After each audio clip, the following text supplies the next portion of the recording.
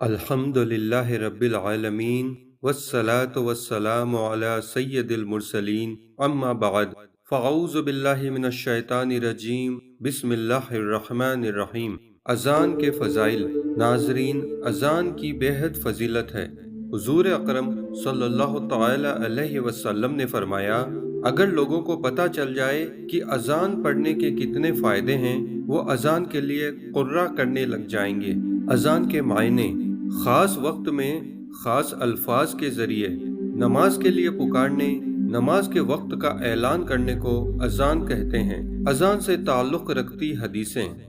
طبرانی شریف کی حدیث ہے، ثواب کی خاطر اذان دینے والا اس شہید کے مانند ہے جو خون میں لبریز ہو، اور جب اس کا انتقال ہوگا قبر میں اس کے جسم میں کیڑے نہیں پڑیں گے۔ موتی کے گنبد۔ ایک اور حدیث میں آتا ہے، حضور اکرم صلی اللہ تعالی علیہ وسلم نے فرمایا، میں جنت میں گیا، اس میں موتی کے گنبد دیکھے، اس کی خاک مشک کی ہے۔ پوچھا، اے جبرائیل، یہ کس کے لیے ہے؟ جبرائیل امین نے عرض کی، آپ حضور صلی اللہ تعالی علیہ وسلم کی امت کے مؤذنوں اور اماموں کے لیے، پچھلے گناہ معاف۔ بہقی شریف کی حدیث ہے، جس نے پانچوں نمازوں کی اذان ایمان کی بنا پر بے نیت ثواب کہی، اس کے جو گناہ پہلے ہوئے ہیں معاف ہو جائیں گے، اور جو ایمان کی بنا پر ثواب کے لیے اپنے ساتھیوں کی 5 نمازوں میں امامت کرے، اس کے پہلے کے گناہ معاف کر دیے جائیں گے۔ سبحان اللہ۔ شیطان دور بھاگ جاتا ہے۔ مسلم شریف کی حدیث ہے، شیطان جب نماز کے لیے اذان سنتا ہے، بھاگتا ہوا روحہ پہنچ جاتا ہے۔ راوی فرماتے ہیں، روحہ مدینہ منورہ سے 36 میل دور ہے، یعنی شیطان اذان کی آواز سن کر 36 میل دور بھاگتا ہے۔ اذان دعا کی قبولیت کا سبب ہے۔ ایک حدیث میں آتا ہے، جب اذان دینے والا اذان دیتا ہے، آسمان کے دروازے کھول دیے جاتے ہیں اور دعائیں قبول ہوتی ہے۔ مؤذن کے لیے استغفار۔ مسند امام حنبل میں آتا ہے، مؤذن کی آواز جہاں تک پہنچتی ہے اس کے لیے مغفرت کر دی جاتی ہے، اور ہر تر و خشک جس نے اس کی آواز سنی اس کے لیے استغفار کرتی ہے۔ طبرانی میں آتا ہے، جس بستی میں اذان دی جائے، اللہ اپنے عذاب سے اس دن اسے امن دیتا ہے۔ گھبراہٹ کا علاج۔ جب آدم علیہ السلام جنت سے زمین میں اتارے گئے تو انہیں گھبراہٹ محسوس ہوئی۔ اللہ تعالیٰ نے آپ کی گھبراہٹ کو ختم کرنے کے لیے جبرائیل امین علیہ السلام کو بھیج کر اذان دینے کا حکم فرمایا۔ مچھلیاں استغفار کرتی ہے۔ منقول ہے، اذان دینے والے کے لیے ہر چیز مغفرت کی دعا کرتی ہے، یہاں تک کہ دریا میں مچھلیاں بھی۔ مؤذن جس وقت اذان کہتا ہے، فرشتے بھی دہراتے جاتے ہیں، اور جب فارغ ہو جاتا ہے تو فرشتے قیامت تک اس کے لیے مغفرت کی دعا کرتے ہیں۔ مؤذنی میں، یعنی اذان دینے کی حالت میں جس کا انتقال ہو جاتا ہے، اسے عذاب قبر نہیں ہوتا، اور مؤذن کی روح جب جسم سے نکالی جاتی ہے، روح نکالنے کی سختیوں سے بچ جاتا ہے، اور قبر کی سختی اور تنگی سے بھی محفوظ رہتا ہے۔ اذان کے جواب کی فضیلت۔ مدینہ کے تاجدار رسول کریم صلی اللہ تعالی علیہ وسلم نے ایک بار فرمایا، عورتوں، جب تم بلال کو اذان و اقامت کہتے سنو، جس طرح وہ کہتا ہے تم بھی کہو کہ اللہ تمہارے لیے ہر کلمے کے بدلے 1,00,000 نیکیاں لکھے گا، اور 1,000 درجات بلند فرمائے گا، اور 1,000 گناہ مٹائے گا۔ خواتین نے یہ سن کر عرض کی، یہ عورتوں کے لیے ہے یا مردوں کے لیے؟ فرمایا، مردوں کے لیے دوگنا ہے۔ سبحان اللہ۔ پیش کی گئی حدیث مبارک میں جواب اذان و اقامت کی جو فضیلت بیان ہوئی ہے، اس کی تفصیل دیکھیے۔ اذان کے کلمات۔ اذان میں اللہ اکبر، اللہ اکبر، یہ 2 کلمات ہیں۔ اس طرح پوری اذان میں کل 15 کلمات ہیں۔ اگر کوئی مومن عورت ایک اذان کا جواب دے، یعنی مؤذن صاحب جو کہتے ہیں مومن عورتیں بھی دہراتی جائے، تو ان کو 15,00,000 نیکیاں ملے گی، 15,000 درجات بلند ہوں گے، اور 15,000 گناہ معاف ہوں گے۔ مومین مردوں کے لیے یہ سب دوگنا ہے۔ فجر کی اذان میں 2 مرتبہ الصلاۃ خیر من النوم بھی ہے، تو یوں فجر کی اذان میں 17 کلمات ہو گئے، اور اس طرح فجر کی اذان کے جواب میں 17 لاکھ نیکیاں، 17,000 درجات کی بلندی اور 17,000 گناہ کی معافی ملتی ہے، اور مومن مردوں کے لیے دوگنا ثواب ہے۔ سبحان اللہ۔ اذان کا جواب دینے والا جنتی ہو گیا۔ حضرت سیدنا ابو ہریرہ فرماتے ہیں کہ ایک آدمی جس کا بظاہر کوئی بہت بڑا نیک عمل نہ تھا، وہ فوت ہو گئے تو رسول کریم صلی اللہ تعالی علیہ وسلم نے صحابہ کرام کی موجودگی میں فرمایا، کیا تمہیں معلوم ہے کہ اللہ نے اسے جنت میں داخل کر دیا؟ اس پر صحابہ کرام حیرت کرنے لگے، کیونکہ بظاہر ان کا کوئی بڑا نیک عمل نہ تھا۔ چنانچہ ایک صحابی ان کے گھر گئے اور ان کی بیوہ سے پوچھا کہ ان کا کوئی خاص عمل ہو تو ہمیں بھی بتائیں۔ جواب دیا، اور تو کوئی خاص بڑا عمل مجھے معلوم نہیں، صرف اتنا جانتی ہوں کہ جب بھی وہ اذان سنتے تو جواب ضرور دیتے تھے۔ اذان و اقامت کے جواب کا طریقہ۔ مؤذن کو چاہیے کہ اذان کے کلمات ٹھہر ٹھہر کر کہیں۔ اللہ اکبر، اللہ اکبر، یہ 2 کلمات ہیں، مگر دونوں مل کر ایک ساتھ پڑھنے کے اعتبار سے ایک کلام ہے۔ دونوں کے بعد رکیں، اور رکنے کی مقدار یہ ہے کہ جواب دینے والا جواب دے سکے۔ بالکل نہ رکنا مکروہ ہے، اور ایسی اذان کا لوٹانا مستحب ہے۔ جواب دینے والے کو چاہیے کہ جب مؤذن صاحب اللہ اکبر کہہ کر رکیں، یعنی خاموش ہوں، اس وقت اللہ اکبر کہے۔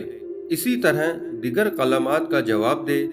جب مؤذن اشہد ان محمد الرسول اللہ کہے، تب صلی اللہ علیہ کا یا رسول اللہ کہیں، اور دونوں ہاتھ کے انگوٹھے ہونٹوں کو چھو کر آنکھوں پر رکھیں۔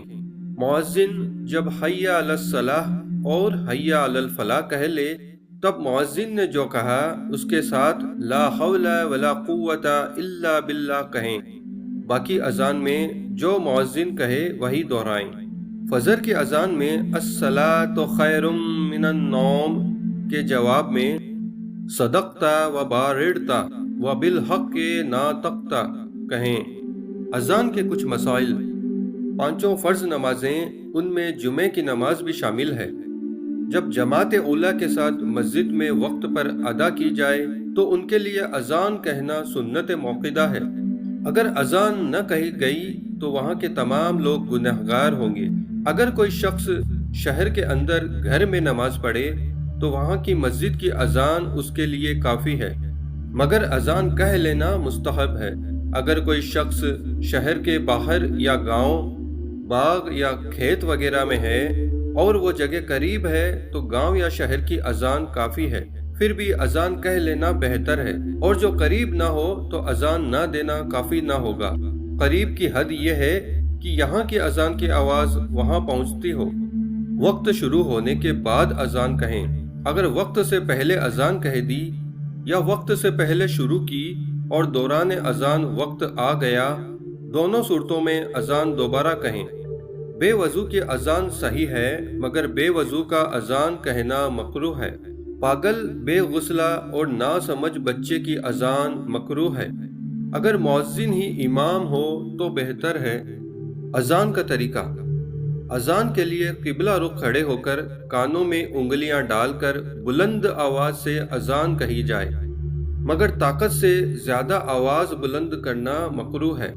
اذان میں انگلیاں کان میں رکھنا سنت ہے، مگر انگلیاں ہلانا اور گھمانا ٹھیک نہیں ہے۔ حی علی الصلاح سیدھی طرف یعنی دائیں طرف منہ کر کے کہیں، اور حی علی الفلاح الٹی طرف یعنی بائیں طرف منہ کر کے کہیں۔ صرف منہ کو ہی پھیرنا ہے، سارے بدن کو نہ پھیریں۔ فجر کی اذان میں حی علی الفلاح کے بعد الصلاۃ خیر من النوم کہنا مستحب ہے۔ اذان سننے والے کے لیے اذان کا جواب دینے کا حکم ہے۔ جس پر غسل فرض ہو اس پر بھی اذان کا جواب دینے کا حکم ہے۔ البتہ حیض و نفاس والی عورت، خطبہ سننے والے، نماز جنازہ پڑھنے والے، جمع میں شامل، یا جو قضائے حاجت میں ہو ان پر جواب دینے کا حکم نہیں۔ جب اذان ہو تو اتنی دیر کے لیے سلام و کلام اور جواب سلام اور تمام کام روک دیجئے، یہاں تک کہ تلاوت بھی۔ اذان کو غور سے سنیے اور جواب دیجئے۔ اقامت میں بھی اسی طرح کیجئے۔ جو اذان کے وقت باتوں میں مشغول رہے اس کا معاذ اللہ خاتمہ برا ہونے کا خوف ہے۔ راستے میں چلتے وقت اذان کی آواز آئے تو اتنی دیر کھڑے ہو جائیں، چپ چاپ اذان سنیں اور جواب دیں۔ اذان کے دوران مسجد یا وضو خانے کی طرف چلنے اور وضو کرنے میں کوئی حرج نہیں۔ اس دوران زبان سے جواب بھی دیتے رہیں۔ اذان کے دوران بیت الخلاء یا ٹوائلٹ جانا بہتر نہیں، کیونکہ وہاں اذان کا جواب نہیں دے سکتے اور یہ بہت بڑے ثواب سے محرومی ہے۔ البتہ اگر شدید حاجت ہو یا جماعت جانے کا اندیشہ ہو تو جا سکتے ہیں۔ اگر کچھ اذانیں سنیں تو پہلی اذان کا جواب دے دیں، اور بہتر یہ ہے کہ سب کا جواب دیں۔ اقامت کے مسائل۔ اقامت مسجد میں امام کے ٹھیک پیچھے کھڑے ہو کر کہنا بہتر ہے۔ اگر ٹھیک پیچھے موقع نہ ملے تو سیدھی طرف مناسب ہے۔ اقامت اذان سے بھی زیادہ تاکیدی سنت ہے۔ اقامت کے کلمات جلد جلد کہیں اور درمیان میں خاموش نہ رہیں۔ اقامت میں بھی حی علی الصلاۃ اور حی علی الفلاح میں اذان کے بیان کیے گئے طریقے کے مطابق دائیں بائیں منہ پھیر لیں۔ اقامت کا پہلا حق اسی کا ہے جس نے اذان کہی۔ اذان دینے والے کی اجازت لے کر دوسرا بھی اقامت کہہ سکتا ہے، لیکن اگر اجازت نہ لی اور جس نے اذان دی تھی اس کو ناگوار ہو تو مکروہ ہے۔ اقامت کے وقت کوئی شخص آیا تو اسے کھڑے ہو کر انتظار کرنا مکروہ ہے، بلکہ بیٹھ جائیں اور اسی طرح جو لوگ مسجد میں موجود ہیں وہ بھی بیٹھے رہیں اور اس وقت کھڑے ہوں جب مکبر حی علی الفلاح پر پہنچے۔ یہی حکم امام کے لیے ہے۔ اذان دینے کے مستحب موقع اور بھی ہیں، جیسے پیدا ہوئے بچے کے کان میں اذان دینا، اگر کوئی غم زدہ ہو، مرگی کا مریض، غصے والا اور بد مزاج آدمی، بد مزاج جانور، لڑائی کی شدت کے وقت، اگر آگ لگی ہو، میت دفن کرنے کے بعد، اگر کسی پر جنات سوار ہوں، اگر جنگل میں راستہ بھول جائے اور کوئی بتانے والا نہ ہو، اور وبا کے زمانے میں بھی اذان دینا مستحب ہے۔ امید ہے اذان کی فضیلتیں، برکتیں اور احادیث کے اس بیان سے آپ کے علم میں برکت ہو۔ وآخر دعوانا ان الحمد للہ رب العالمین۔ ویڈیو پسند آنے پر لائک ضرور کریں، چینل کو سبسکرائب کر کے بیل آئیکن پریس کریں، اپنے دوستوں کے ساتھ شیئر بھی کریں۔ جزاک اللہ۔ اللہ حافظ۔